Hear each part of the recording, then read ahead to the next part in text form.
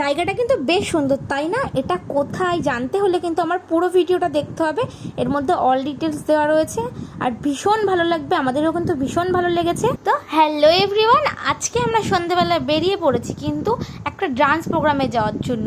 এটা হচ্ছে তৃষা অনেকবার বলেছিল, এর জন্যই আমাদের যাওয়া, এর আগে আমরা কখনোই যাইনি। এই ডান্স প্রোগ্রামটা নাকি প্রত্যেক বছর হয়। চলো আজকে আমরাও ঘুরে দেখি আর তোমাদের সাথেও পুরো জায়গাটা শেয়ার করি। এখানে এসে দেখি এখানে কিন্তু প্রচুর লোক ছিল আর আমরাও চলে আসলাম দেখার জন্য। তৃষার জন্য এখানে দাঁড়িয়েছিলাম আমরা, যেহেতু ওদের বাড়ির একদম কাছে হচ্ছিল প্রোগ্রামটা। আর কথাই আছে না, কাছের মানুষরা একটু সবসময় লেট করে।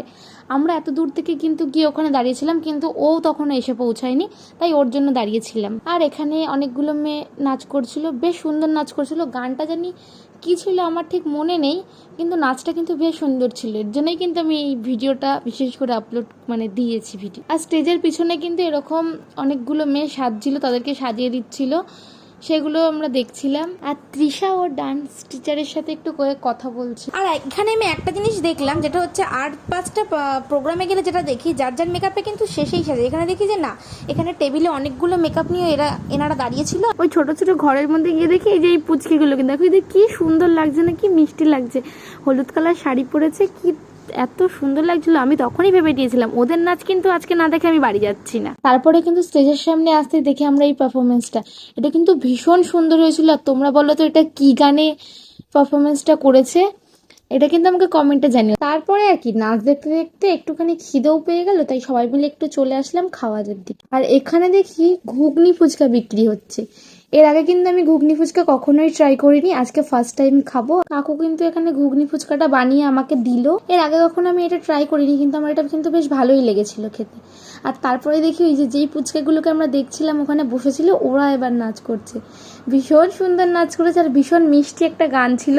যদি আমি গানটা শেয়ার করতে পারতাম তাহলে হয়তো অনেক বেশি খুশি হতাম, কিন্তু ওটা করতে পারলাম না। তারপরে ঘুগনি খেতে খেতে আমরা নাচ দেখছিলাম, তখনই সুমিতদা কিনে নিয়ে এসেছিল বাদাম খাচ্ছিলাম আর নাচ দেখছিলাম। আর নন্দী কিন্তু আমার পিছনে দাঁড়িয়ে দাঁড়িয়ে ঘুগনি খাচ্ছিল। আর আমি কিন্তু এখানে বিশেষ করে দাঁড়িয়েছিলাম ওদের কখন পারফরমেন্সটা আমি দেখবো বলে। এই বাচ্চা বাচ্চা মেয়েগুলোকে দেখে আমার এত ভালো লেগেছে, আমি তখনই ভেবে নিয়েছি ওদের নাচটা কিন্তু আজকে আমি দেখেই যাব। তারপরে আরো কিছুক্ষণ আমরা ওখানে দাঁড়িয়ে দাঁড়িয়ে নাচ দেখি, তারপরে আমরা ওখান থেকে বেরিয়ে আসি একটু ফুচকা খাওয়ার জন্য। আর ফুচকা খেতে এসে দেখো সুমিতদা মুখটা কিরকম করছে এখানে। আর তারপরেই কিন্তু এখানে হঠাৎ করে বৃষ্টি চলে এসেছিল। আর দেখো এই যে এরা স্টেজের উপরে উঠে লাইটগুলো ঢাকছিল, বক্সগুলো ঢেকে দিচ্ছিল, আর প্রচুর মানুষ চলেও যাচ্ছিল। আর আমাদের বাড়ি যেহেতু অনেকটা দূরে, তাই আমরা ওখান থেকে কিন্তু বেরিয়ে পড়ি। ওদের জন্য কিন্তু আমার এই জিনিসটাতে খুব খারাপ লাগছিল। ওরা সবাই এত সুন্দর রেডি হয়েছিল, এত সুন্দর একটা প্রোগ্রাম চলছিল, হঠাৎ করে বৃষ্টি এসে কিন্তু সবই একদম ভেস্তে গেল। আর বাড়ির দিকে আসতেই কিন্তু দেখলাম এই ক্যাফেটা কিন্তু একদম নতুন খুলেছে। এর আগে কখনোই আমরা এই ক্যাফেটা দেখিনি, ওদিকে অনেকবার গেছি কিন্তু ক্যাফেটা কখনো চোখে পড়েনি। আর তখন যেহেতু বৃষ্টিও শুরু হয়ে গেছিলো, তাই আমরা তাড়াতাড়ি করে সবাই মিলে ক্যাফেটার ভেতরে ঢুকে পড়লাম। আর এখানে এসেই দেখি যে অনেকে এখানে ক্যারাম খেলছে, এখানে কিন্তু একটা গিটারও ছিল। আর পুরো ক্যাফেটা কি সুন্দর করে সাজানো না। ছোটবেলায় কিন্তু ক্যারাম খেলতে আমি ভীষণ ভালোবাসতাম। আমাদের বাড়িতে একটা ক্যারাম বোর্ড ছিল, ওটা আমরা সবাই মিলে খেলার জন্য মারাপিট করতাম। আর এই ক্যারামটা দেখে সেটা মনে পড়ে গেল, তাই আমরাও কিন্তু এখানে সবাই মিলে আগে ক্যারাম খেলে নিলাম। আর আমরা কেউ গিটার বাজাতে পারি না বলে ওই গিটারটা আমরা ধরিনি। তোমরা যদি পারো অবশ্যই জিনিসগুলো নিয়ে এনজয় করো, ভীষণ ভালো লাগবে। তারপরে আর কি ক্যাফেতে এসছি, শুধু ক্যারাম খেললে আর ঘুরে বেড়ালেই কি হবে, তাই একটু খাবার অর্ডার করার জন্য বসে পড়লাম মেনু কার্ডটা নিয়ে। আর এখানে কিন্তু মেনুতে অনেক কিছু ছিল, আমরা বুঝতেই পারছিলাম না যে কোনটা ছেড়ে কোনটা নেবো। আর দামও কিন্তু ছিল ভীষণ কম। আর ততক্ষণে কিন্তু বৃষ্টিটাও প্রায় থেমে গেছিলো, আর ওরা সবাই বাইরে চলে গেছিলো।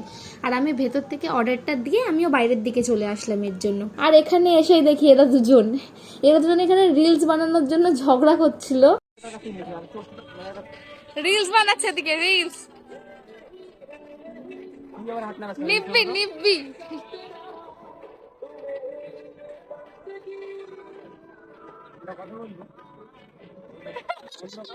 সুমিত দাদার রিলস বানানো হতে না হতেই কিন্তু আমাদের দিয়ে গেল চাটা। এবার চলো খাই। আর যেটা না বললেই নয়, সেটা হচ্ছে এখানকার ওনার, এই যে আমার পাশে যে দিদিটা বসে আছে, দিদিটার বিহেভিয়ার সত্যি বলছি ভীষণ ভালো ছিল। খাওয়ার যেমন ভালো তেমন বিহেভিয়ার ভালো। সবার সাথে বন্ধু বান্ধবকে নিয়ে এসো, ভালো লাগবে আশা করা যাচ্ছে। আর তোমার সাথে গল্প করে আমার সত্যি খুব ভালো লাগছে। আরো হ্যাঁ, সবাইকে বলি এই মেয়েটি খুব সুন্দর একটা চ্যানেল খুলেছে, ওর চ্যানেলটা অবশ্যই সবাই সাবস্ক্রাইব করবে। আমি নিজেও সাবস্ক্রাইব করেছি, তোমরা সবাই ওকে অনেক অনেক উৎসাহ দাও, তাহলে এ অনেক বড় হবে। Thank you so much.